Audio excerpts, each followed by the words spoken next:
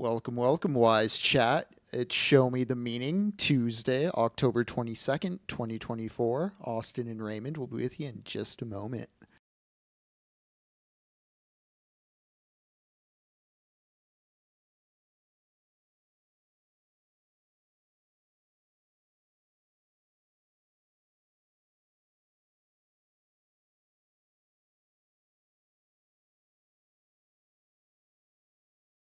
Hey, everybody, welcome to Show Me the Meaning, Wisecracks movie podcast that explores the deeper meaning behind the movies and eventually maybe the TV shows, maybe the video games, maybe the culture at large.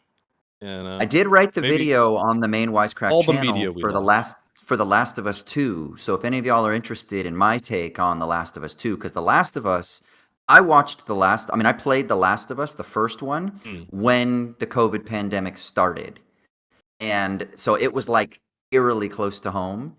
And then, of course, when The Last of Us 2 came out, which was maybe about a year later, I spent like 3 days just red-eyed and not sleeping to play the game, and it was fucking amazing. One of the best human experiences I have had on this earth was just playing One those of the two best games. human experiences. Yeah. Where does your wedding rank? Oh, the best. Okay. I thought Yeah, it was yeah, going to yeah. be but after Last of Us 2, but before Last of Us 1. No, the best. That's the best. And then The I Last of Us and The Last of Us 2 is, but it's in that same ecosystem of things that just exalted me to a higher plane of experience. Okay. I've never been much of a gamer, or it comes and goes. Like early on And when I was a kid, had a Super Nintendo and was really into that. Um, but I was never someone who kept up with every generation of video games. I kind of just dip in here and there. Similarly, I got a PlayStation 4 right at the beginning of the pandemic, and it was bundled with a copy of The Last of Us, the first one. And I was kind of turning it over in my hand, like, oh, okay, I've heard good things about this game. And I'm reading the back of it, the description that's just like, a deadly virus has taken over. I said, you know what? I'm good on that. yeah. Just put Did you that did shit you to the end up side. playing it? Did you end up playing it? So I eventually, and by eventually I mean like last year, maybe, or earlier this year, I finally took a crack at it just because Cool. the show had come out. It sort of, the second one had gotten such rave reviews. So I started playing the first Last of Us, and I don't get it. I know this is sacrilege. Everyone loves this game. Ooh. But here's the thing. Compelling world building and I'm kind of down with a lot of the stuff the game is doing, except for I just sit and watch TV for an hour and a half, and then occasionally I press forward to climb a ladder. Oh, so you like And you? So I like the cinematic games. So like my favorite games are Sure. like Uncharted, like that franchise, especially That's another Uncharted one that I 4. tried and had the same exact. I was like, "What Okay, the fuck? Why?" I just remember playing the game and thinking, "Why am I here? Why does this need me?" All I'm yeah. doing is like I get to open a door and then the TV takes over again, There's and all the puzzles I that you got to just solve, and you get to, you got to stock up on your ammo, and you got to collect the cool things, and then you are involved in the story. whatever. It's like a choose your own cinematic story adventure. After I get to do that every day. I have so many movies. I get to choose plenty of cinematic stories on my own time. I was just gonna say, Sorry, Henry. What were you gonna say? Yeah. oh, just after so many hours playing The Last of Us, it is kind of amazing how the combat loop gets you into a sort of survivalist headspace that I think the finale really banks on and makes it kind of special as a video game. I'm in Austin's camp here as far as like being I a agree. huge fan of it. Like, not And only do to I be think it's clear, like, oh, go ahead, Raymond. I know that I'm wrong. Like I know that I'm wrong. I'm stuck in the previous gen. I'm just not, like I said, I don't keep up with video games enough for me to be on the wavelength of like when I tried to play Red Dead Redemption and I just had a panic attack because the entire time I'm like, should I take this paper? Should I take this tobacco? Like, I just don't. I don't want to spend all this time thinking about like resource management and shit I kind of just want choice paralysis, bro. That's yeah, exactly. Well, no, precisely. Like, and that's the thing for me is that I kind of top out. Funny enough, I've been playing the Mad Max video game, which came out around the same time as Fury Road, and this may come as a surprise to you, Austin. I love it. It's You love it. it's really fun, but I also think I get a little extra mileage out of it because I'm so invested in the universe. Sure. But that game is maybe about as advanced as I can do with video games of just like I tried playing that Witcher game and it's 30 minutes in it's like here's the 18 spells you need to know. I said fuck that. There was one point in Witcher 3 where they pull you into a room and they go you're about to meet the king or whoever. And they go, you need to bow when you meet him. I'm like, whatever. Like this is what cutscenes are for in my mind. Speaking And of, we have a super chat. We have 2 super chats from Dude Abides I'd like to address and bow to before we get too far along in the chat here. Sure. Let me just say though. Go for it. They pull me into the room and they're like, "You're gonna have to bow to the king." I'm like, "Sure, I guess the TV's gonna handle that for me." And then it's like, "Here's how you bow," and then it makes me do a bow command, and I turned off the game and I never turned it back on because I'm not bowing to anybody. It's not even that. I'm just like, fine, whatever. You do what you need to do, Gerald, or whatever his name is, and. Just once again, that is when the TV should take over, is when you're supposed to bow. But instead, in all these games, the TV takes over like when you're fighting the people and when you're like trying to escape peril and stuff. It seems like there's just a weird priorities in current video games, and I'm just missing the boat. Before we get to Dude here, also one of the things that's interesting about The Last of Us, which I think is actually a brilliant way for the game creators to get us invested in the flow of the activity, is that you have to open a door sometimes that's blocked, or you have to like move a piece of wood that's blocked, but it's always the same pattern.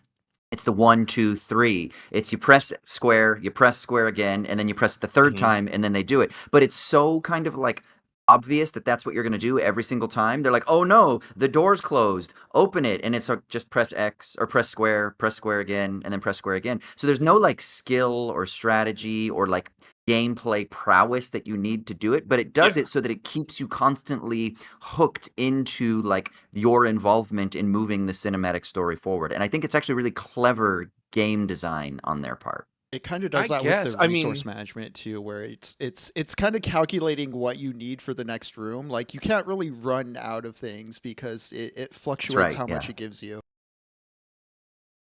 I know I'm wrong. What does the dude have to say? What's Dude got to say? So Dude Abides says he struggles to decide if he wants a lady friend who's obsessed with the show The Last of Us, should he buy her part 2, and also has Austin tried Detroit Post-Human, which I believe he means Detroit Become Human. Is that that's not the Keanu it's the David Boyega? It's the David Cage Cyberpunk, game where you play as like a you play as like a cyborg detective, and like there's a lot of like quick time events and decision making stuff. No, what's the Keanu Reeves one? What's that one? Cyberpunk? I heard that one's great too. No, so here's the thing, dude. I'm actually not a huge gamer in the sense that I just don't have the time. If I were in an alternate universe, I could be a fucking gamer. But every once in a while, I like to like spend a week or something like that where I'm like, I'm going to be a gamer this week and I'll catch up. And the last few times I've done that have been with my wife, but it's been games that I've already played because I was like, baby, you got to play Uncharted 4 and you got to play The Last of Us and The Last of Us 2. Before that, the new games for me, it was The Last of Us 2. It was the new God of War game. So this is in 2021. So whichever one it was at that time. I know there's a new one that's come out since then that I've not played. And that God of War game was amazing because it's open world, but it's also got that story that cuts through, which I really enjoy, the linear narrative cinematic story gameplay. And then Uncharted. I played the entire Uncharted series because I was catching up.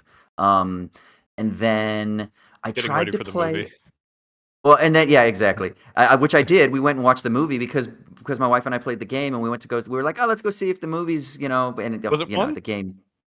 It was fun. It was fun, but weirdly enough, it was smaller than the video game. And what I mean by that was like one of the things that's amazing about Uncharted is you will stand on top of some ruin and it will have this panoramic view of wherever you are in the islands, or if you're in the Middle East, or wherever you're in Scotland, and it feels so big. The world feels so huge and vast, and the movie, weirdly enough, kind of felt small until the final action sequence, but still didn't even match the scope and the vastness that I felt from the video game. And I think that's what I loved so much about the games, is they felt so expansive.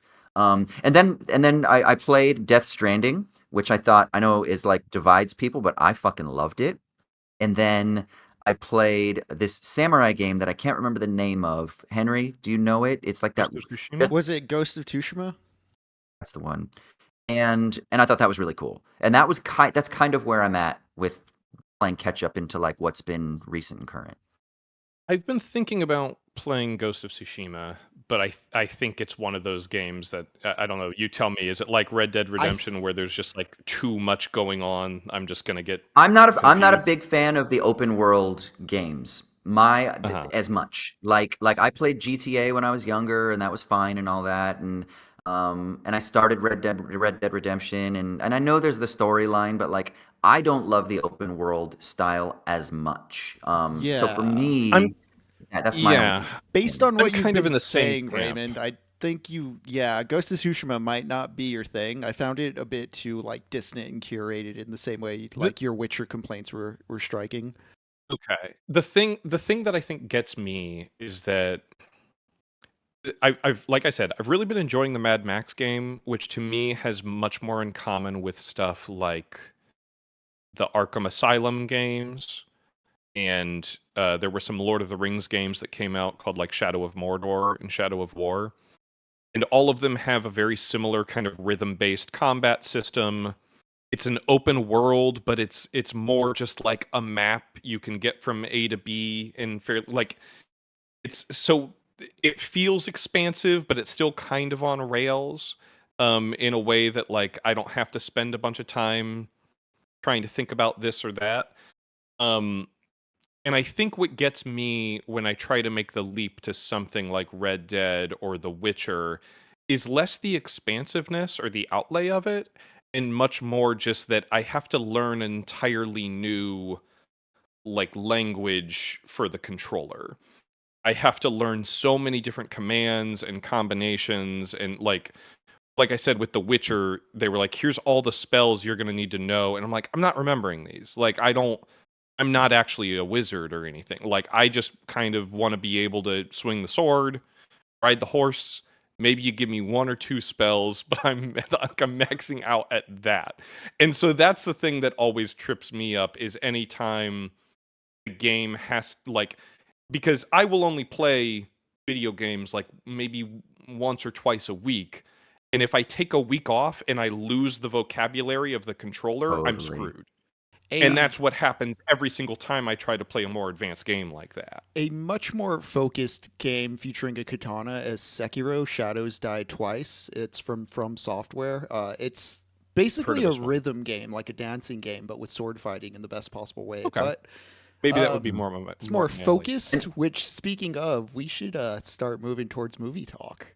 Let's do it. Like I did want to say we ignored Dudabide's first question though. What can you rephrase? What was it? It was about finding a girl who's into the TV series. He has a lady friend who is really into the TV series, and he's wondering if he should get her Last of Us Part 2. The game. I mean, it's fucking gut wrenching. It's the greatest human experience that Austin's ever had, or the second. The greatest. It's gut wrenching. If she's like a fan of the series, no, because if she's a fan of the series, I would say let her just enjoy the series. As I'm sure people know what I'm talking about. I don't want to spoil it, but some shit happens at the beginning of The Last of Us 2. And let her maybe just experience that cinematically, because I think if she plays the game, it'll kind of like ruin it, right? And then maybe play the game after, because Agree. the way that it happens in the game too is it's shocking. So I would say let her experience the cinematic version of the series first, and then maybe play the game after. In any case, Also, dude, a lot of people got infuriated by the game because of you playing as a certain character for a bit as well, and that might turn her off. You don't, and you don't want that. So maybe we're just infuriated. Hmm. dude, it was a thing online for a while. Well, Infuriated. ignorance really bliss on that one. So honored to not be a part of that discourse, whatever that might mean. Rage discourse. Um. So speaking of rage, Austin, we had a discussion about Furiosa. I can't remember if we talked about this on mic or if it was during a meeting or in between episodes or what it might have been. But you were kind of cold on this movie. I don't know how you feel about it on a rewatch. Certainly we'll get into it. But let's start with that, you know. I've said some controversial things about video games, the 21st century art form. Um, but what are your thoughts on Furiosa? But here's what's hard for me is I try not to when I'm thinking about a film or a series or any sort of media property. I try not to think about it in terms of like good or bad, right? I'm more interested in like what's interesting about this. What does it do? What are its effects? What is it What it alluding evokes in to? you. Yeah, and so I think objectively it's very good. Like objectively, I I, think it's a triumph as a feat of storytelling, as a visual like honestly, the fact that isn't how old is George Miller? Is he 80? Like he's like 80, yeah. how is he so I fresh think he's and so 80. bold with his decisions and his craft? He has an energy about and a playfulness that he's able to tap into that I think is so important for a filmmaker that is oftentimes Born lost. 1945, so he is he's yeah, Yeah. 79 or 80. So, like you and I have talked about this, right? Like, did we talk about this with like Jonathan Demme on Cinemathology? I can't remember where we talked about like, and it wasn't him in particular, but we talked about like there was a discussion that happened about how like some filmmakers, it seems like their first film can come out the gate, and it's like that's the one that Mm. they've been stewing on for 15 years, and it's fucking Yeah, sure. awesome. And they've got maybe two or three in the clip, and then something happens as they get older. This is also the thing where, you know, you get this with musicians or bands. You get this. I think of this a lot with comedians as well. Um, that after you land or arrive as an artist, your relationship with the world changes, and that like kind of fundamentally changes your relationship with your art as the primary means of expressing and communicating with the world, right? Mm. And I I know that we probably beat around this specific bush at some point talking about like, you know, maybe the Tarantino thing. It came up that he wants to do his 10th movie and get out while the getting's good. Meanwhile, it wouldn't surprise me at all if we had talked about this several times with Scorsese over on Cinemathology. The Scorseses and the George Millers of the world and, you know, the Ridley Scotts of the world are kind of just out there Mm, making any movie that they can make and continuing to challenge themselves. Steven Spielberg, I think, is another good example of mm, someone who has maintained a kind of spry curiosity with his work, even as he's gotten older. Um, I assume, to your point, that for George Miller, it kind of feels as though, I mean, I guess pun intended, he keeps hitting a different gear. Like mm, mm. he's still accelerating in a way.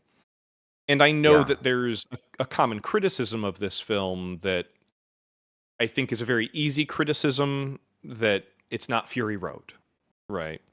Yeah. Um, but I think he's still challenging himself in unique ways in this film. I think there is an aspect to this that is still introducing new language to this universe in a way that, to me, is a bit more satisfying than if I had kind of just gotten more of the same. But I don't know what's on your mind. Did you perhaps appreciate this more on a second viewing, or were you kind of building to but it just doesn't really do as much for you as you want it to? No, it's here's the thing.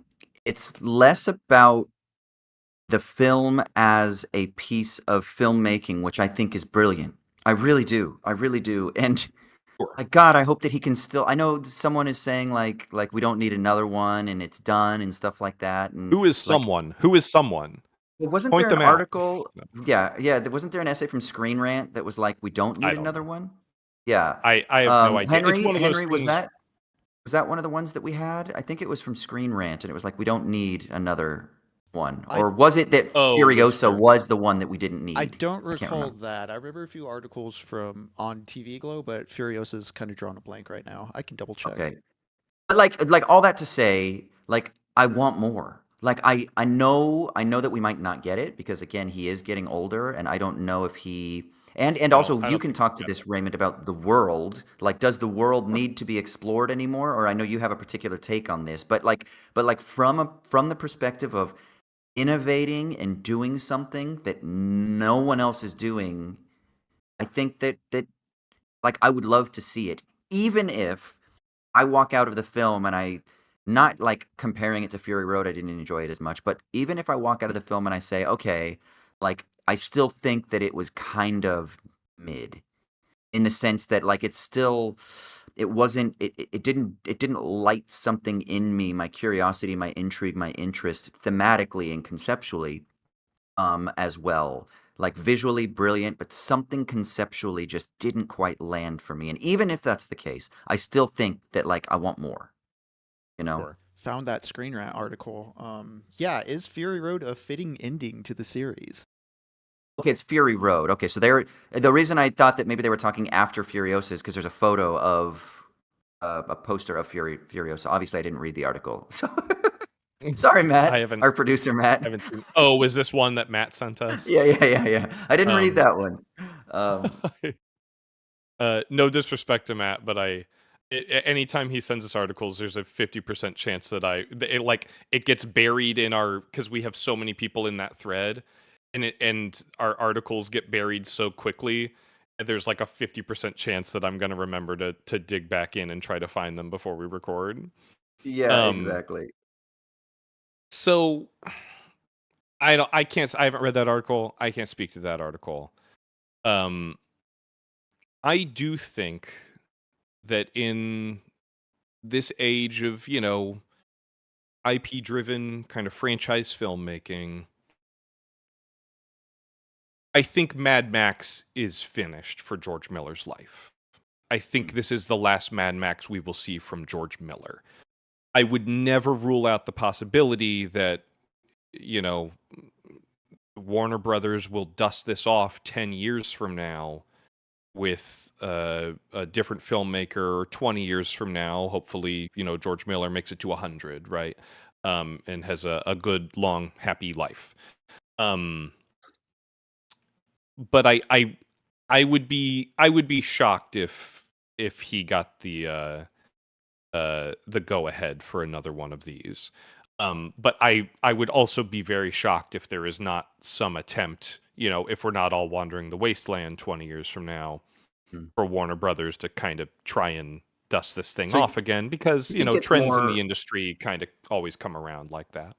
but so you think it's more of a studio decision that would prevent it rather than the fire inside of George Miller himself to create more within the world? Because I kind of was under the assumption that you were kind of like Furiosa wraps up the story, the world is complete, we have the canon, we don't need any more. No, George Miller has talked about wanting to do other ones. I Oh, just okay. don't think it's going to happen because this Okay. movie bombed. Oh. I think in much the same way that Warner Brothers kind of ate shit on Joker this month, they were with the release of Furiosa and Joker. I think they were operating under the assumption that like these are just kind of money in the bank.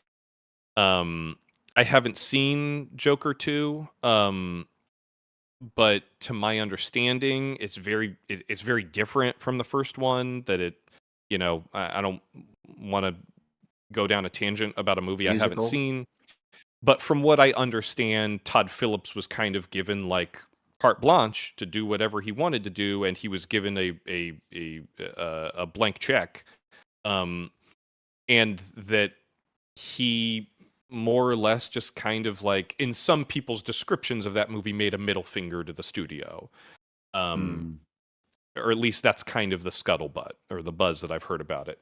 Apologies if that's a misrepresentation of Joker 2. I don't know and I don't care. Furiosa, I don't think is by any means a middle finger to anyone, fans or studio alike, Mm. but it still has that vibe of like it's 2.5 hours long. It's a movie that is kind of very deliberately paced in many points. Kind of, I would argue at some points, sort of like making an almost metatextual point of that. Um, in a way that I can imagine the studio not being terribly happy with this, so much so that the marketing surrounding it was Mm. kind of mostly the action stuff. They Yeah. got this movie and they tried to sell it as like Fury Road Part 2, and I think that's probably the smartest way to try and sell the movie, but that's also just not the movie.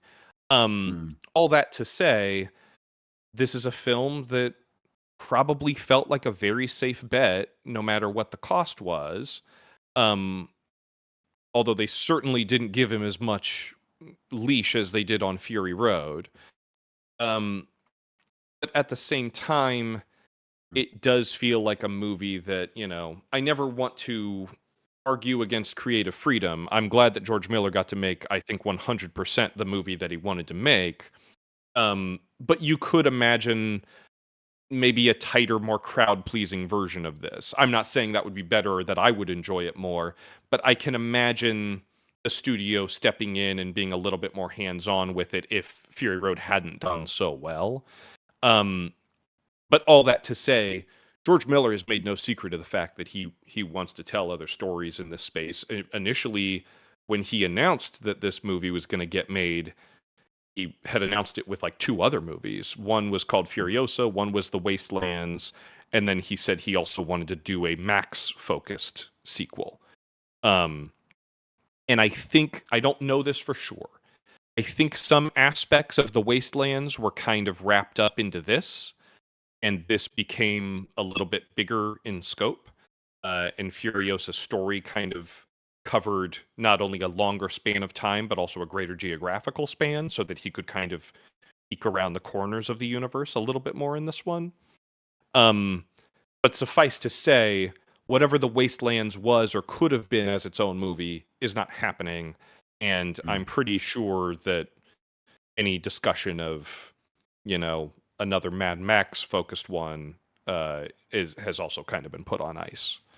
Yeah, I was gonna Um, say, and Warner just did like what, like a $9 billion write down this year in their TV, I think. So it's not like they could turn it into like a limited series or something like that either, probably. well, there was a time in which this franchise or this IP or whatever crass parlance you want to use was being developed for TV, and that development process was what actually kind of kickstarted the initial pass at Fury Road. Um, Oh, okay. Back when he wanted to do it with Mel Gibson, but um, you know, it's it's a it's a franchise that has kind of made a point of very like I would say almost explicitly reinventing itself every single movie. And so it was one of those things for me that when this film came out and people were, I think there are plenty of valid criticisms of the film. I don't think it's beyond reproach. Um, but a lot of folks who were kind of complaining about this being a very deliberate reinvention or a very deliberate, kind of different take on this universe, to me, I was like, well, what film series have you been watching over the years? But I'm curious. One of the reasons Mm. that we initially put this episode off because we were going to do this as our second episode after some folks voted on what they wanted to hear us discuss. But we kind of kicked the can a couple of weeks so you would have a chance to. I think you hadn't seen Thunderdome, or I was hadn't seen there? It was Thunderdome. just Yeah. Thunderdome. Okay, but you wanted to have a chance to kind of dip your toe back into the franchise as a whole.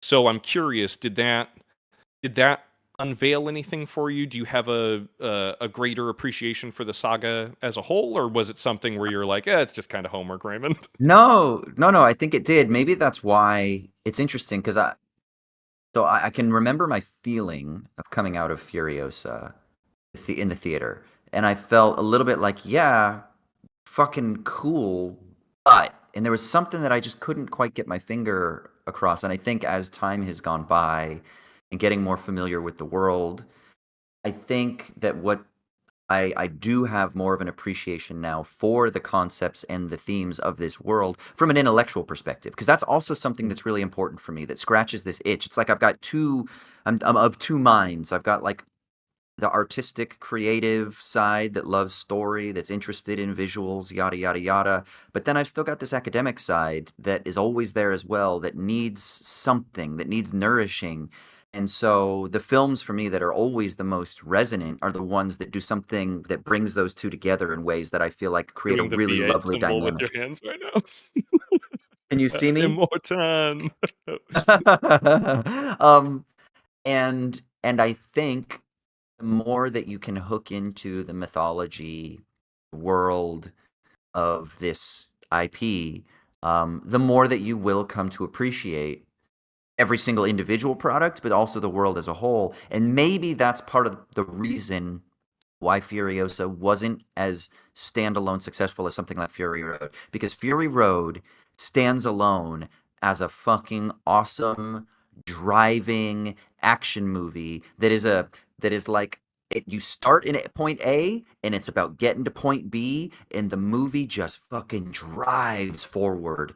Whereas Furiosa doesn't have that same thing. Yes, it still has the mission of going out and coming back and it's all of these, but it branches out into so many more different things that I think maybe that's why it didn't land as hot into people's laps. Whereas something like Fury Road is absolutely, there will be people who will have seen Fury Road who will know nothing about the rest of the world, and it doesn't Oh change yeah, the fact that they absolutely. loved Fury Road. That it might even be their favorite movie of all time, you know?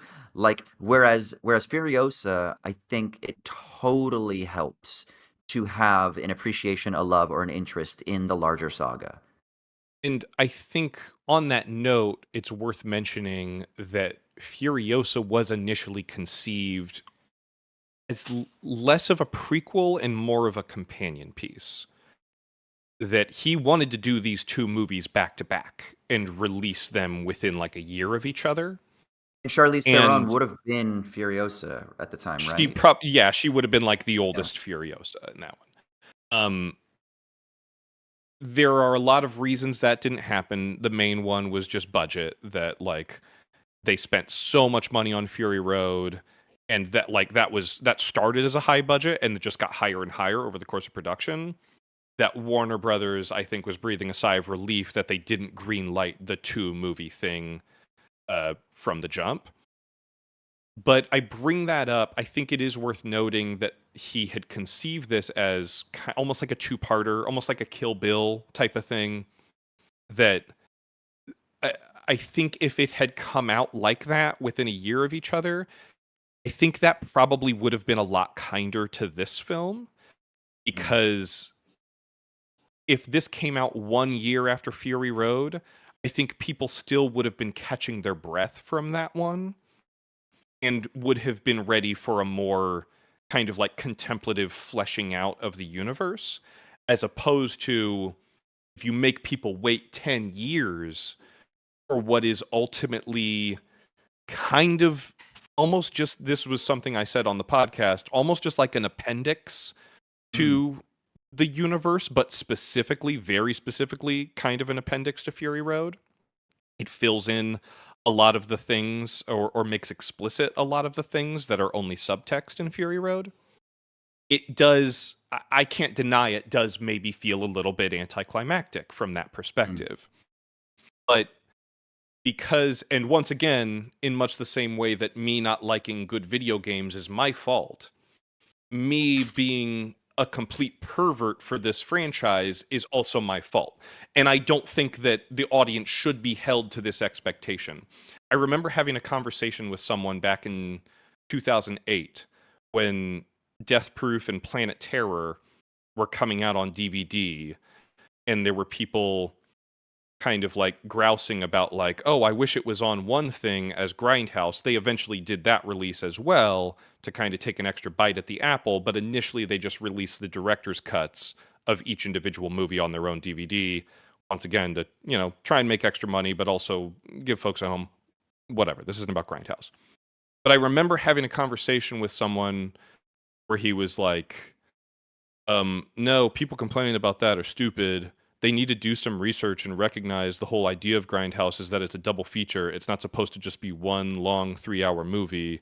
They need to do their research and da da da da. And I just, even then, as a big Grindhouse fan, I was just like, yeah, I don't think that's the audience's problem, man. Like, Yeah. I don't think it's incumbent on the audience to research a project. Like, when you go to the movies, you want a movie. You want to be entertained, and when you leave, it should be good movie or bad movie, right?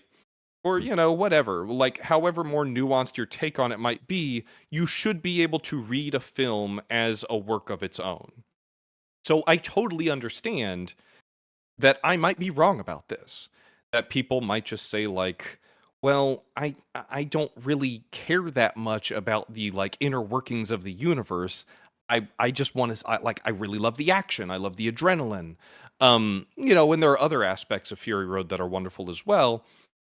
But for me, this movie is total catnip, not just because of how it fleshes out the mythology of this universe that I hold so dear, but I also just think it's like really, really good epic filmmaking. And I also think it functions as a great individual story. Um, for Can I Furiosa ask can specifically. I ask you about that? What makes good epic filmmaking? Because we got Gladiator 2 coming out, and we're gonna probably talk about that next month, Sure. right?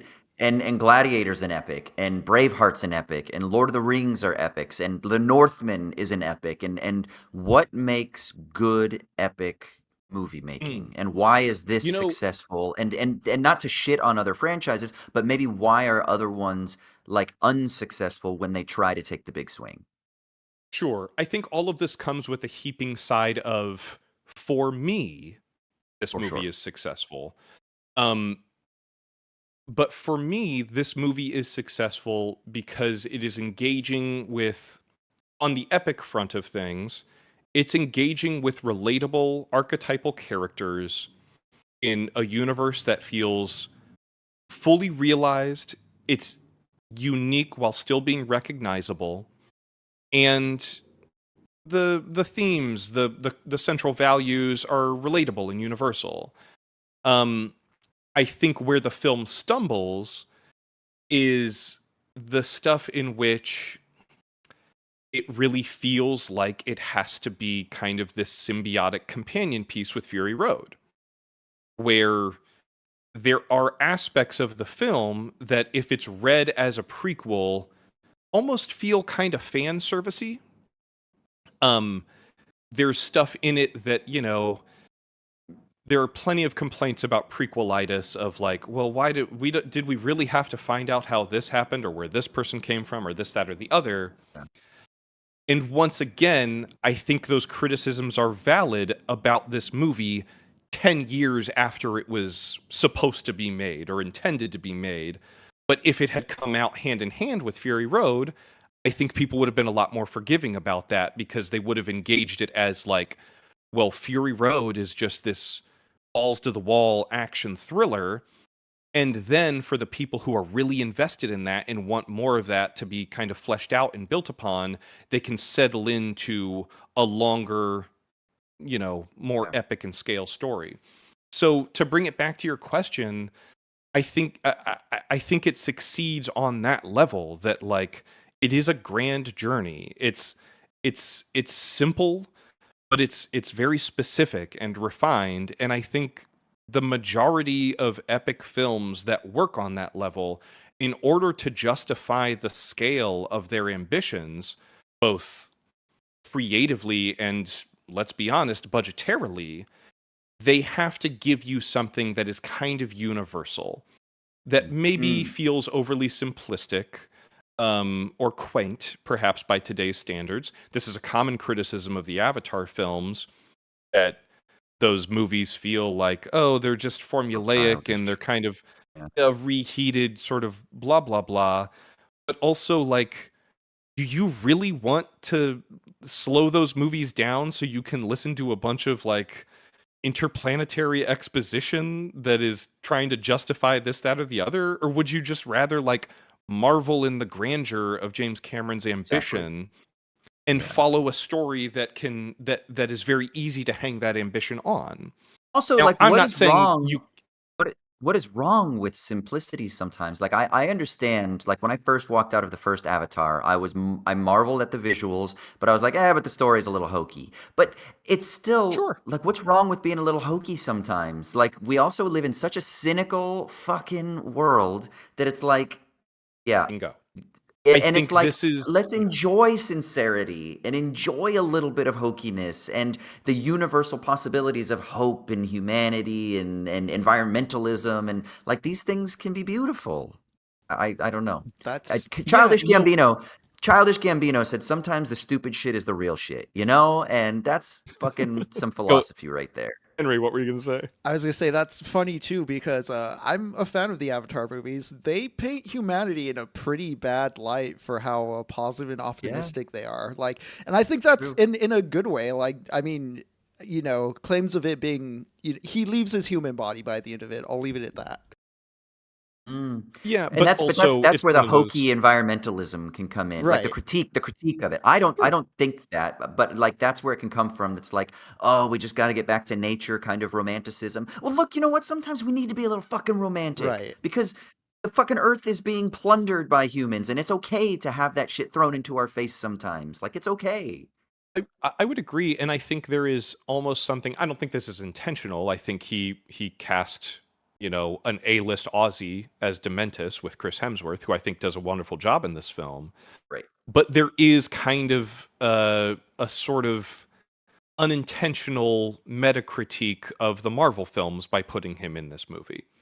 That those movies, to me at least, kind of typify the sort of, you know ironic distance. There's a kind of, now I haven't watched all of the recent Marvel films. One of the things from watching everything through Endgame that always maybe stuck in my craw a little bit is how at some point or another pretty much every single character in those movies is kind of reduced to a sort of quippy, irony laced kind of one liner machine.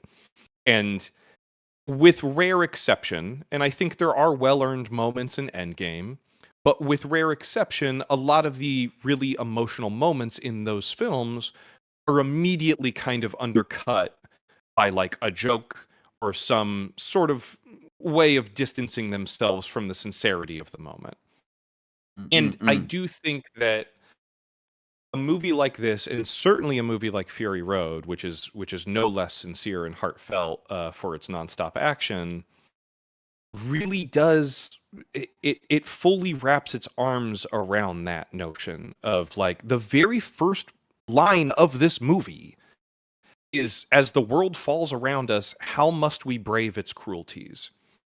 From the very first moment this movie is laying out its thesis, the first line of dialogue is basically saying, like, yeah, the world is scary and it's getting scarier. Are you going to be part of the problem, or are you going to be part of the solution? And this is a movie that, one of the reasons I love it, once again, a lot of this is tinged by my love of this franchise in general, so take it with a grain of salt, is that this movie is very intentionally kind of mirroring every movie that came before it in the franchise, chapter by chapter. That we are getting sort of this mirror trilogy of Furiosa movies leading into what is ultimately her coming into her own, before stepping into unused footage from Fury Road, where she is the fully formed icon that we know and love. And so much of this movie is just like focused on that one central idea that, similar to Max, the lessons that he had to learn over and over and over again, Furiosa's origin is that she lost everything she held dear, and she wastes like half of her life in pursuit of this empty promise of vengeance.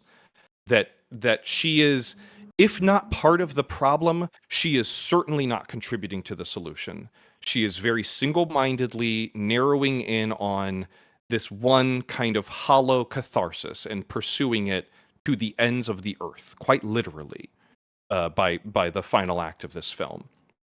And so much of it, Henry, are you? I got an amen from Henry. I think there was an amen from the Yeah, pews just there. yes, yes, Yeah. yes. And it's illustrated, I think, quite beautifully in this film, which is very intentionally in much the same way that Fury Road is just like, there's not a single shot in that movie that lasts more than 0.35 seconds. It's all just ta ta ta ta ta, right? This movie is quiet, it's intentional, like the camera is always lingering, it's moving around, it gives you a glimpse into an extra corner here or an extra corner there. There are multiple time lapses throughout the film where they just allow you to witness the growth of a tree through this symbol of Furiosa's innocence. That the sort of wig that she shaves her hair and makes herself and then discards, because she has to let go of this part of herself because it's what makes her vulnerable. Not to get down too many side tangents in the course of this main tangent, but it's reflected in the development of Mr. Norton over the course of the film, who is the woman that joins Dementis's gang by brutalizing the people that she's ridden with, who is this clear example of what this world is conditioning not just women, but all people to become. That's right. And Furiosa has the training and the bearing and the preconditioning to very easily become that.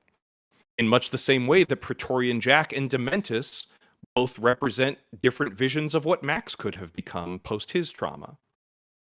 And by the end of the film, spoilers for Furiosa, I'm sure that's what you signed up for. All spoilers all the time.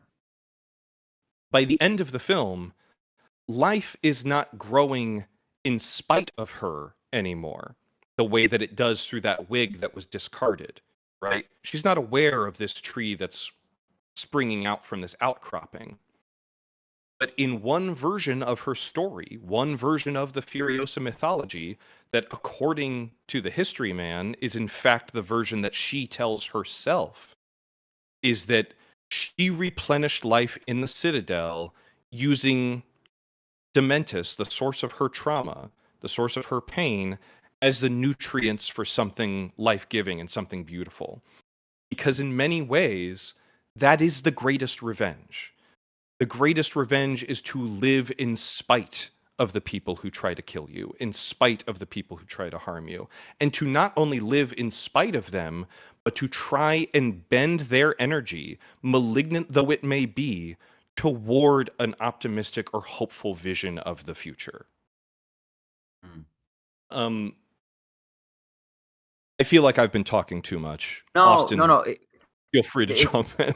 Yeah. No. So what I've been thinking, because there are some really profound themes. This is one of those. You know how some films you see them and then in your memory, even if they were good, but in your memory they either dwindle or they fade or they get worse over time. And then when you think about them, you're like, whatever. I do feel like what's interesting about Furiosa is I do feel like the themes and maybe it's the whole world of kind of Mad Max is that it has a staying power conceptually because of it. Similar to Avatar, and this kind of brings us back to like what makes epic cinema successful outside of like box office numbers and stuff like that, but like culturally successful or socially successful or interesting is that it has these big themes, these archetypal themes that could be construed as being like overly simplistic or immature or naive even a little bit.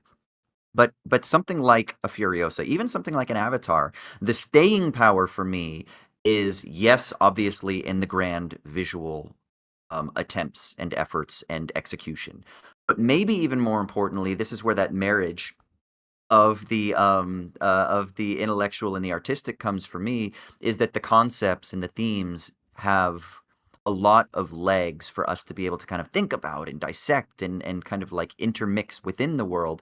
And so Furiosa for me seems like it is a film, because it is so rich with its themes, that even if at first experience it kind of made me be like a little hokey, a little bit. It was the themes of war that I was kind of like, oh, that was so on the nose, and I spend so much time in like intellectual like analysis that I'm kind of like, that's kind of overly simple, which is a very snobby kind of take, to be honest, right? It's kind of like, oh, like we've had these conversations for years in the ivory tower of academia, like it's not very advanced analysis, like of course, whatever, and like that can come up sometimes. And I think so. Then what happens is over time, as I start to sit in things and hopefully a little humility comes over me, and I have conversations with you or with other friends and colleagues that are going to like present a different angle on it, it actually enriches the value of the property to me, the value of the story to me. And I think actually one of the things that this film has in its staying power as a sort of exploration of certain human archetypes, as an exploration of like the grand universal themes of war and of barbarism and of human nature and of the relationship between femininity and maybe like the feminine in that world. Those themes actually kind of take on new meaning and kind of like grow legs a little bit more and become something that I think there's more to chew on. And what you were just saying towards the end of your discussion there was about the kind of like transformation of Furiosa from the individual pursuit of being like this like existentialist to maybe much more of a socialist, in the sense that it's like, oh, like the individual pursuit will ultimately, it could take me to the ends of the earth, but if I am driven by pure vengeance to try to seek some sort of whatever it is, peace, freedom, satisfaction, etc., that could take me down a road that is never able to be redeemed, that will never lead to redemption. And what the Mad Max world as a whole offers is that it isn't about necessarily the strong individuals that are the ones that we ought to emulate. They have strong individuals and they have all of their individual pursuits, but they're the ones who ultimately fail or are ultimately the baddies. But it's the people who care about the structure of society, or who care about creating a flourishing community, or people who care about like or maybe not even people who care about, but maybe it's just the idea that the world that's presented is one that demonstrates to us that in a world of scarcity, where there are scarce resources, that's what leads to conflict, that's what leads to competition, that's what feeds maybe some of the darker sides of human nature, that then breeds resentment and anger and power asymmetries, which then ultimately culminates in war and destruction and plunder and domination and oppression and exploitation. And so there's something really interesting then about, for me, thematically and conceptually, to think about that conception of scarcity as being like the foundational principle that sort of drives the design of this world, the conceptual design of this world. Because if you have scarcity and limited resources, and you have a single group or community that has ownership over it, well, that's one of the great kind of fundamental political economic concepts that has always been tried to reconcile. Like, what do you do in a world of scarcity? And one of the things that's interesting about Mad Max is it doesn't just say that scarcity is like some absolute that will always forever haunt us, but it says, no, we have scarcity because we have people who force scarcity. We have people who create scarcity for their own benefit, for their own empowerment. And I think that's a really interesting concept, because then it makes you think, well, then what if we lived in a world where you didn't have people who reproduced scarcity to such a great degree? What if you had some sort of cooperation that would allow for a more equitable exchange of resources, or a more equitable participation of resources? And that's something that does kind of come up in this. And I think that's really an interesting thematic to explore. I have a question for both of you. Yeah. So considering how much this movie is dealing with like mythological structures and expositionalism and scarcity, I found it interesting that while Dementis can offer like short-term reward to rally his folks, in contrast to Immortan Joe, he's not an effective leader. And there's something to the way Immortan Joe is able to offer like religion beyond the Yeah. the immediate. And I was just wondering if y'all had any feelings on that kind of contrast between the two villains. I mean, I'll pass to you on that one, Austin. I feel like that's ripe for the picking.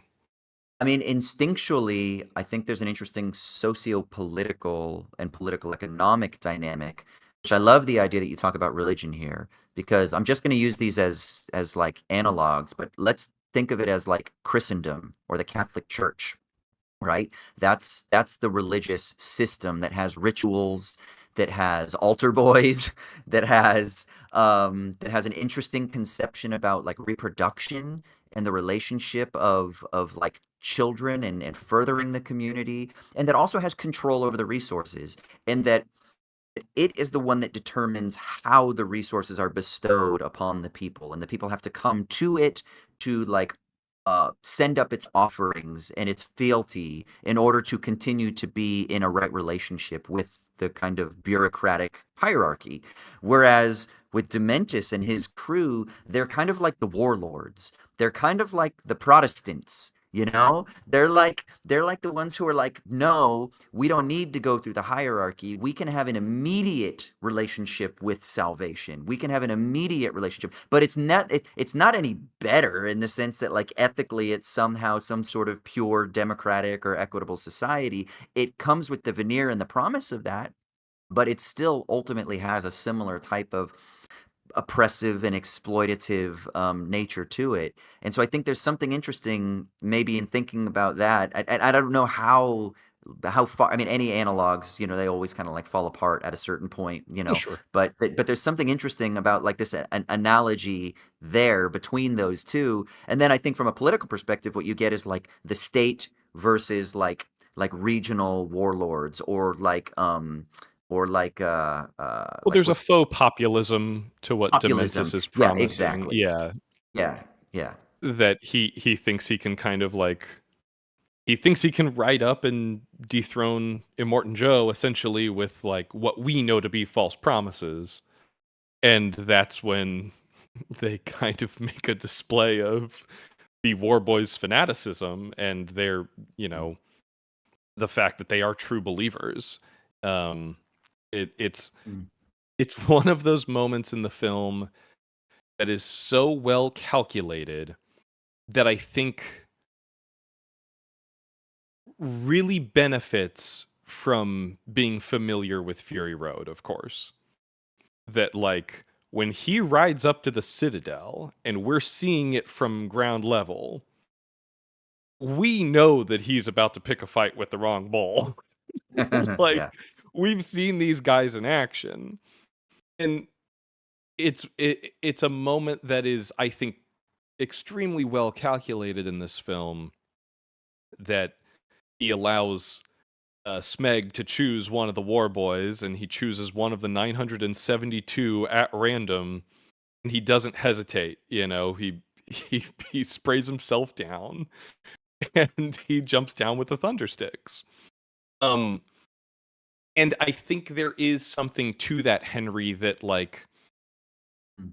we never see the complete origin of Immortan Joe and the War Boys and their fanaticism and their religion, but it is so baked into not only every aspect of their performances and the script, but so much of this movie's design and development, the production aspects, the art direction of the film is built around like, what if cars were a religion? Yeah. Like, Yeah, yeah, what, yeah.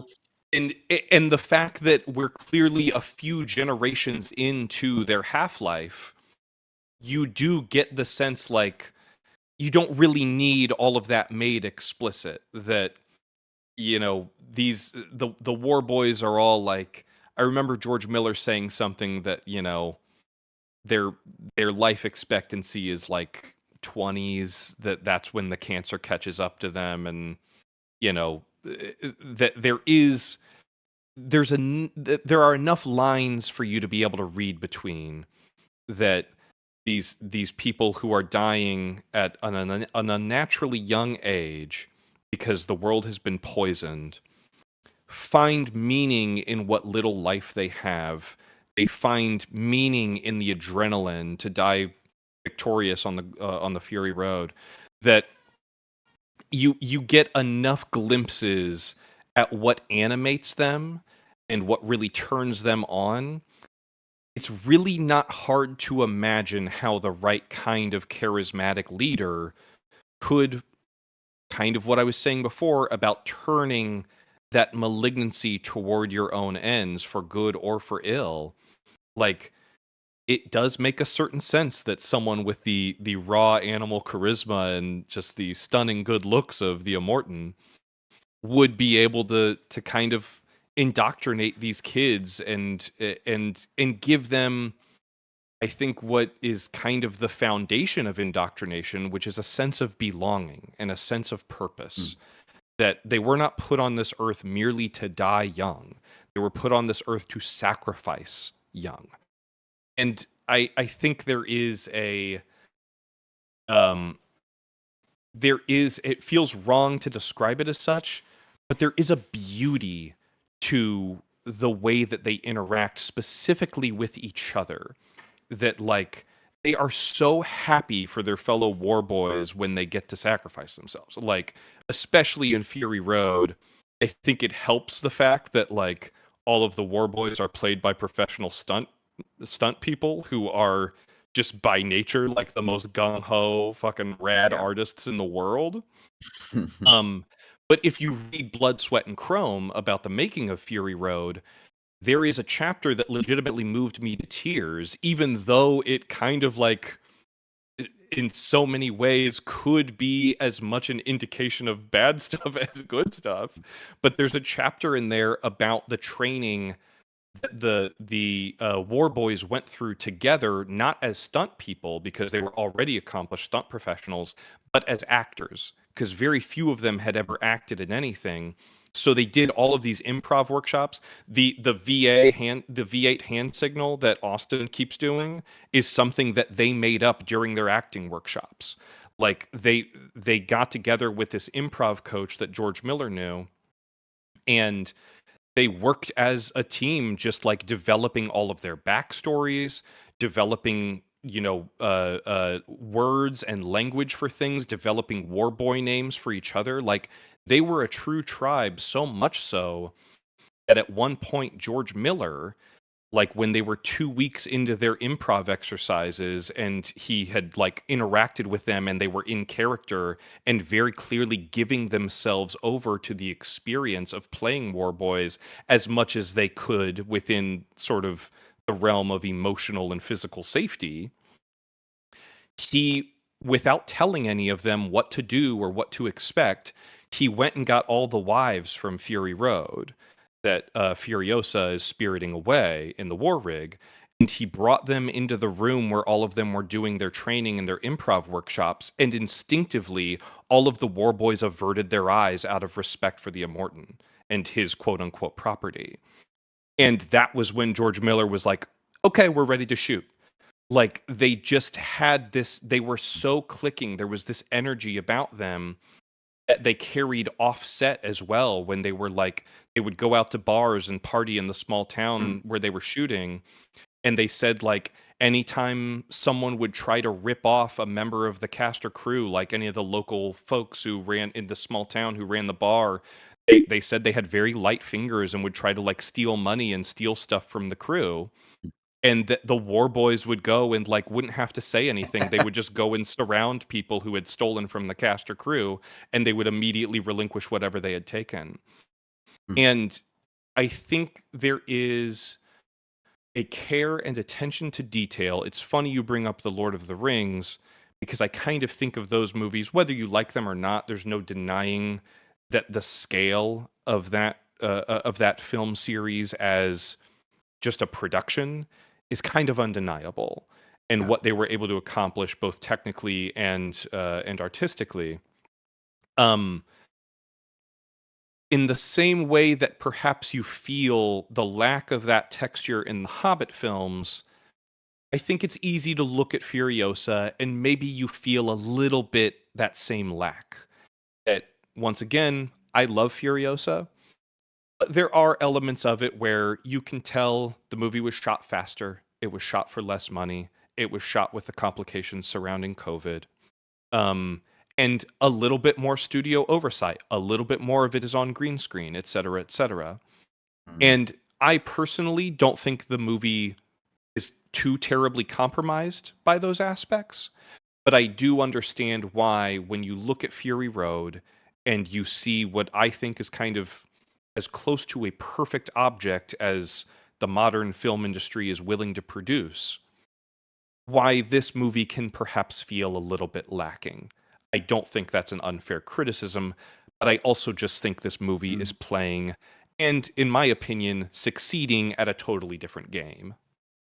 So, do you think then that part of the secret sauce to like Lord of the Rings and to Fury Road is the camaraderie, the patience, the kind of like collective filmmaking experience? You talk about it with, the stuntmen who are all kind of like doing their work, and you have this real collaborative, with the improv coach, painstaking and patient process that creates a camaraderie that is undeniable, that translates onto the screen, not only in their connection with each other, and like you talk about their excitement and their thrill when one of them has the opportunity to sacrifice themselves, but also maybe just there's something about it's weird. I'm always like a big fan of like we could call them vibes, but there's like these unconscious flows of like connection that we make when we're making projects collaboratively that just transform the execution and they transform the product. And it happens at like an unconscious level. It happens at the level of like these micro flows in our body with when we're involved in community. We're just changed a little bit. When we work at a different pace, we change a little bit. And one of the things with Lord of the Rings that is so, to me at least, part and parcel of the execution of the visuals in the actual 9 hours of film that we have is the making of, where you had these people who lived together for years, basically, in New Zealand, working together, carrying fucking like there's that story. Is it Sean Bean or one of the guys that like didn't want to fly up the mountain? I can't remember who it was. I have to ask my wife. Sean knows all of this. She loves the behind the scenes stuff in Lord of the Rings, right? Whereas like didn't want to like fly, so would like carry like like would walk up the hills, because they didn't want to take a Mhm. helicopter up there because they didn't like the like those kinds of stories that come out when you talk about the making of that seem to go that seem to have some sort of integral effect on the actual, not only the chemistry of the team, but somehow in transforming the pace and the artistry of the product itself. And maybe that's something that you really feel palpably in Fury Road. And that there's something really kind of amazing about that, which to me then is a suggestion that like we can people always talk about like what's the secret sauce, like, well, maybe that's part of what the secret sauce is. It's collaboration, camaraderie, respect for our fellow artists. Like, don't just view stunt people as, like, put them in similar costumes and throw their bodies around, but view their artistry as having something integral to share to the product. Similar with costume designers, similar with all kinds of people in the art department. Like to really respect the craft that they bring to the product. And I'm not saying that Furiosa didn't do that, but I think I'm just more No, thinking now, abstracting away, is like how important it is in the creative endeavor to respect the individual artistry, because film, more than any other art form, is collaborative to the hilt. And I absolutely. think even when we love to, like, people, nerds like me, love auteur theory, it's kind of a misnomer, because unless it's a single person making the film with like on their one camera, and they just kind of do the thing, and it's like purely singular, and they shoot, edit, whatever, like a Shane Carruth film maybe. But even then there's collaboration, right? Or a But like solo animator. Maybe Don exa- Hertzfeldt is a better example. yeah, and like that's an outlier, but it's such a collaborative art form because it brings together all of the art forms and therefore all of the specialists in those respective art forms together. And when you can platform them, when you can elevate them, when you can encourage them to fucking express themselves to the full, under the guidance, of course, of the vision of the key creatives, then that's where the movie magic comes. Yeah, and I think that's mirrored on screen. Certainly in this movie, uh, it's a lonely journey for Furiosa, and it's made even more bitter by the fact that like she glimpses this kindred spirit in Tom Burke, Praetorian Jack. Um, that kind of what I mentioned before, he sort of feels like you can imagine a world in which someone as skilled and resourceful as Max Rockatansky makes a comfortable little nest for himself, being sort of the lead driver in a fleet of bad guys, right? Um, but it's kind of a testament to his character that within the wasteland where there is strength in numbers undeniably, he only rarely finds himself willing to kind of attach himself rather uh to the rare, decent, not people, but the decent effort, right? um and that's kind of the Furiosa thing in this, of there are these constant calls towards something greater, these constant calls towards something more fulfilling, something more productive, but she is constantly denying that in order to continue harboring, or rather nurturing, her dream of vengeance. It's in much the same way that Fury Road starts with saying, I've been boiled down to one instinct, which is just survive.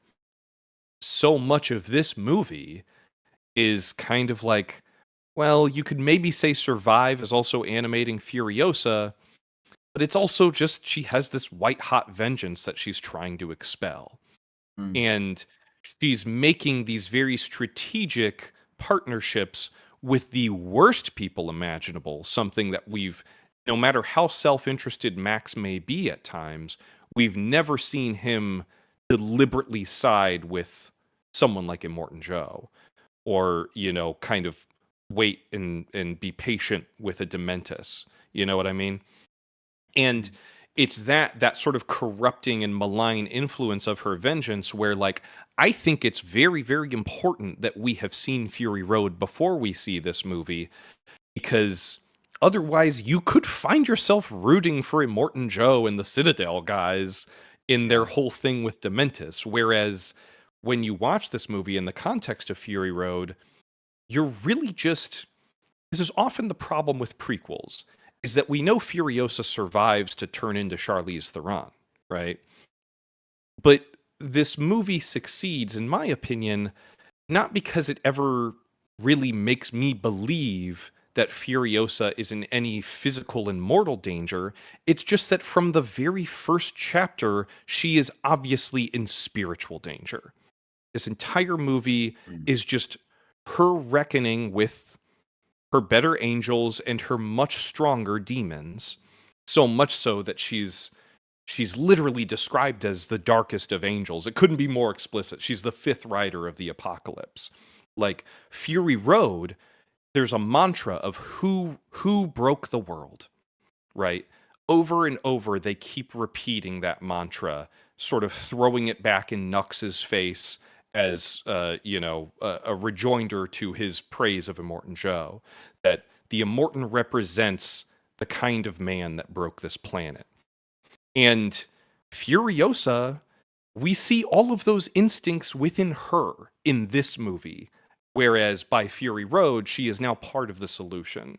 And I think it is it's very instructional. It's sort of foundational to our understanding of that character that we see her struggle so desperately with her worst instincts throughout this entire film, that she is forged by evil as much as she is forged by good. So much so that by the end of the film, when I think in a very clever metatextual touch, that last chapter briefly adopts the rhythms and the shot compositions and structures of Fury Road before very deliberately slowing down when Furiosa realizes that she's been tricked. We are not going to get the big, fast, climactic, cathartic revenge moment. It's, once again, it's Kill Bill Volume 2. What we end up getting is something much more quiet and more deliberate to really drive home how extraordinarily hollow the entire venture is. So when Furiosa finally catches on to the fact that Dementis is gone, the Fury Road rhythms and the edits, George Miller stops directing the movie.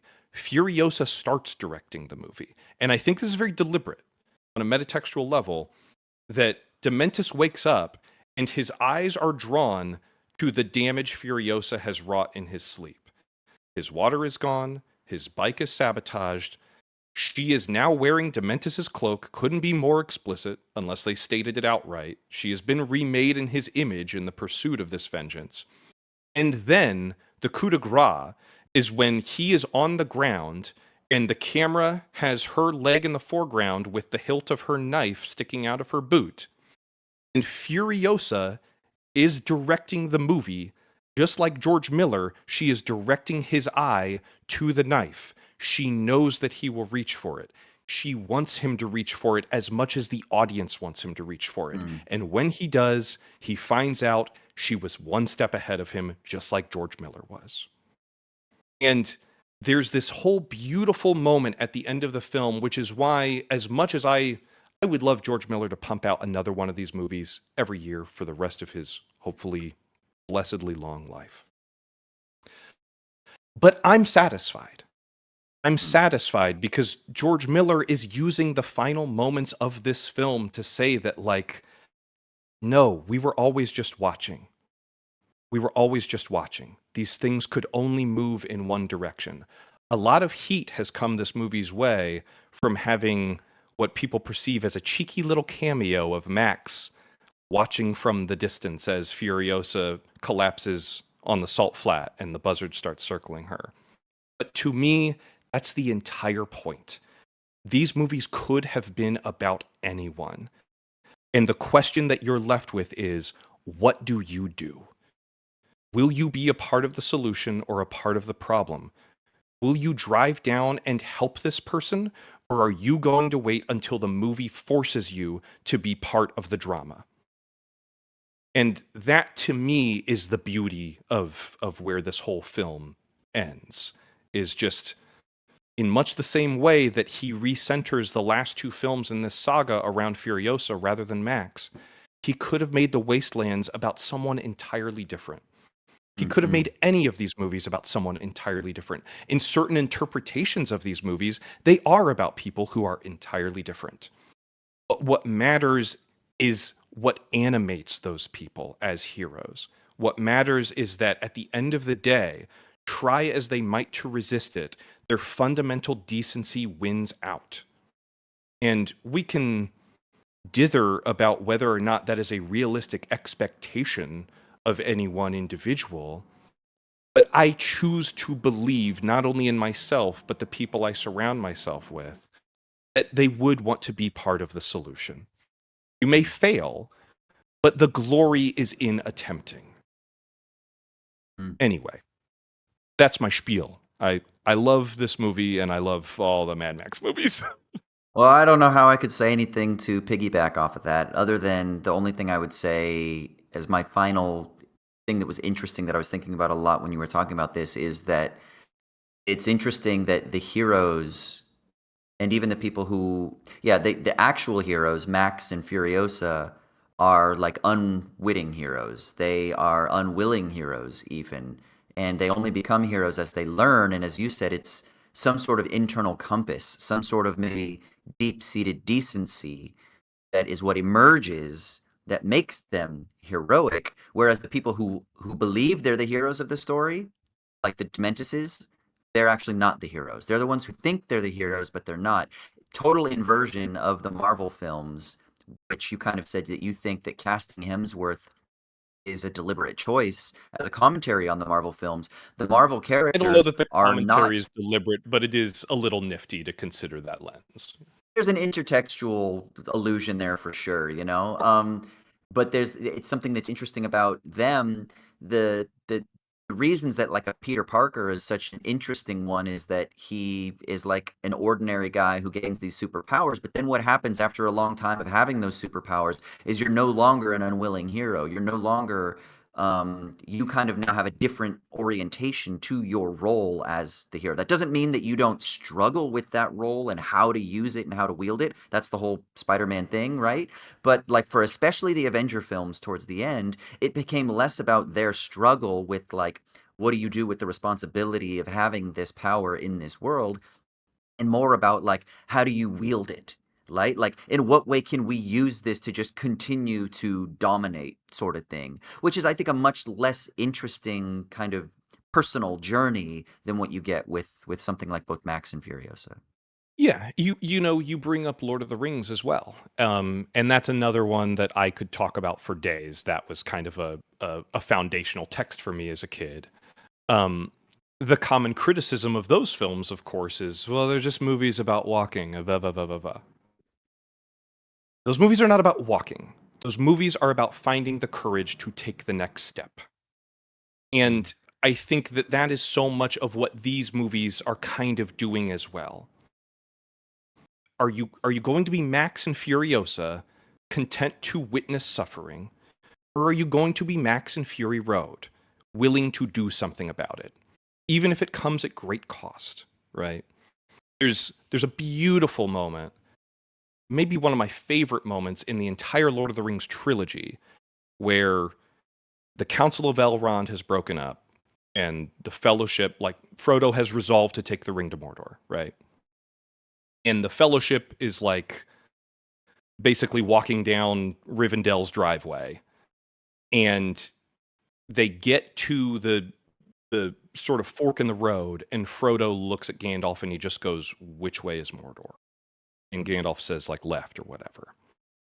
And it's just this beautiful moment that like Frodo has put this fucking world on his back and he doesn't even know which direction he has to carry it. He just knows that someone has to do it. And I think that that's courage personified, right? Like it is the willingness to do the right thing even when the right thing is the most difficult thing to do. It's not about throwing a ring in a volcano. It's about throwing yourself in a volcano and just hoping that it will help. We have probably gone long. I think I'm getting texts from Henry saying We're My doing video all was right on frozen. time, but Yeah. we we're are doing getting all right. towards But the let's end.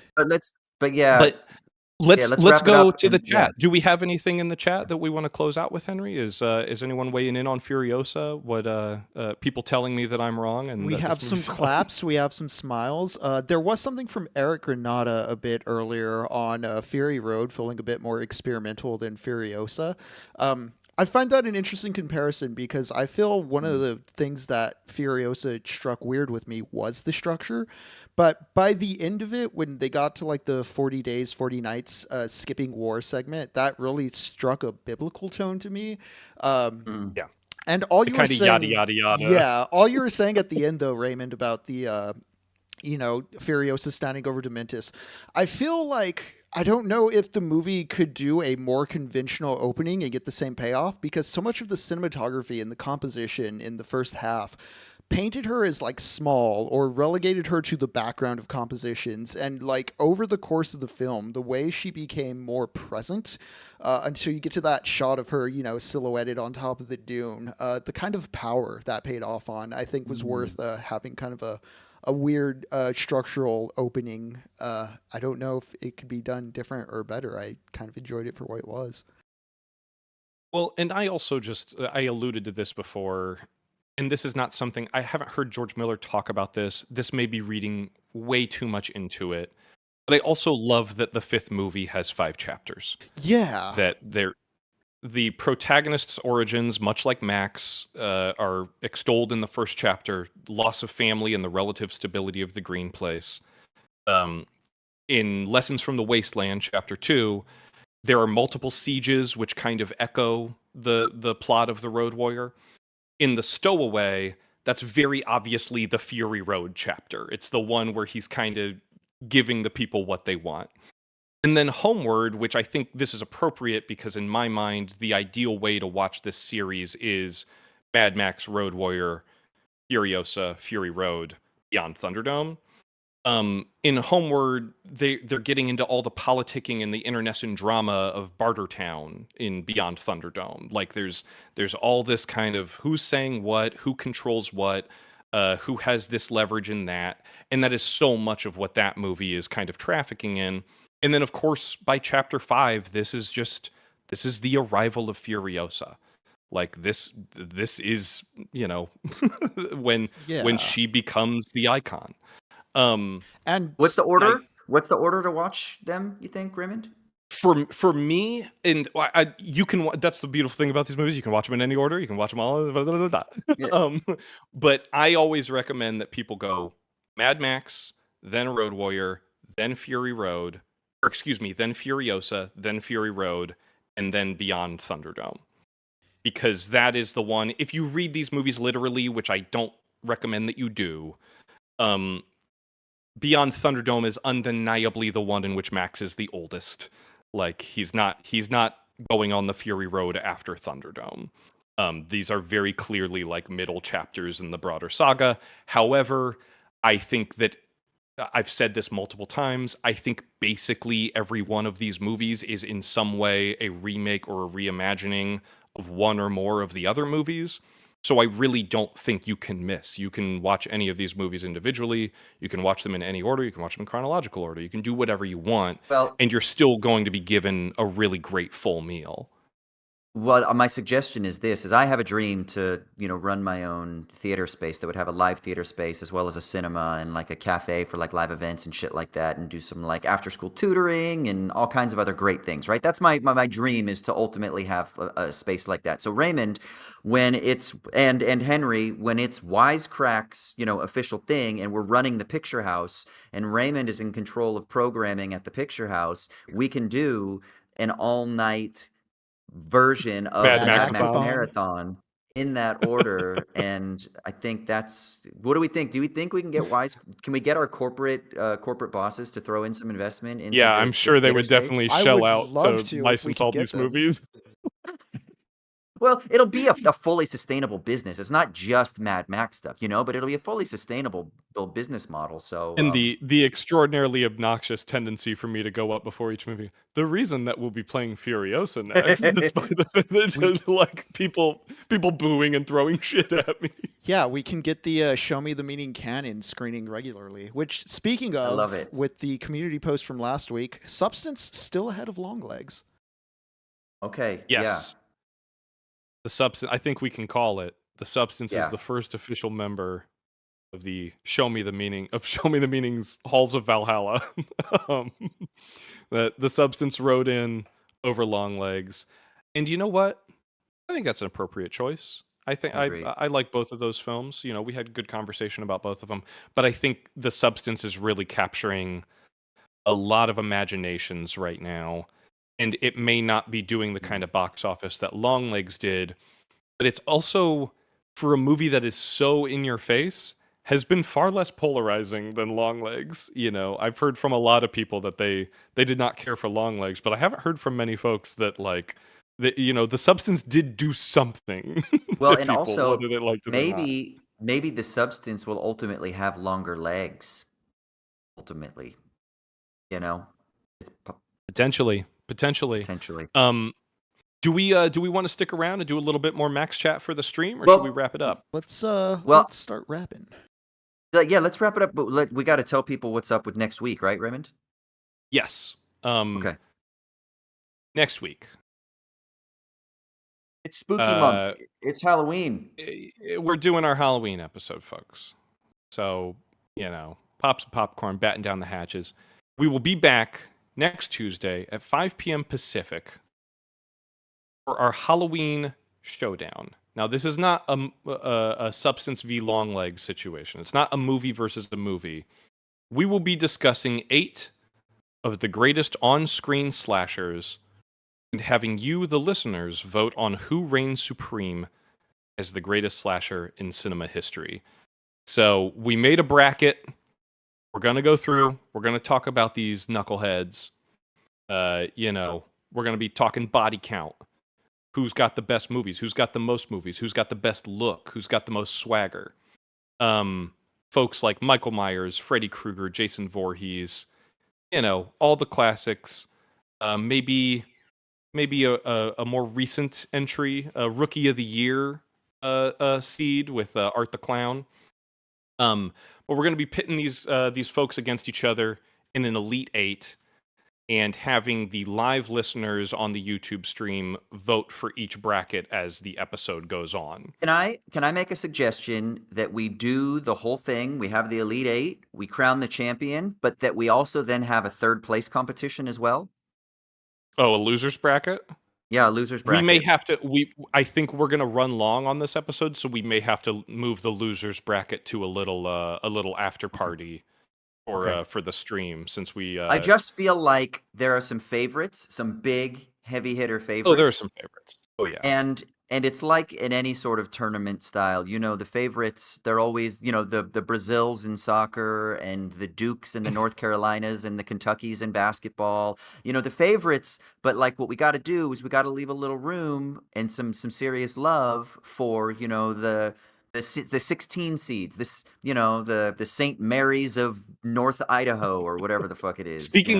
Speaking of soccer, I just want to throw this out because it's one of the things that I love about this series so much, that when they go to, I think it's the Bullet Farm that they ride into, and the sort of the masses are chanting Immortan Joe to the tune of the ole, ole, ole, ole. Yeah. And it's one of those things that I love about this franchise, that it is built on the backs of the remnants of something we can still kind of recognize. That, like, yeah, it would make sense that this very simplistic football chant would have kind of been passed down from ear to ear over multiple generations and would eventually get mutated into, like all things, praise of Immortan Joe. But yeah, we're doing our Elite 8, and why not? Let's stick around. We wanted to do just kind of a fun, loosey-goosey Halloween episode, and we thought it might be fun to have y'all vote on.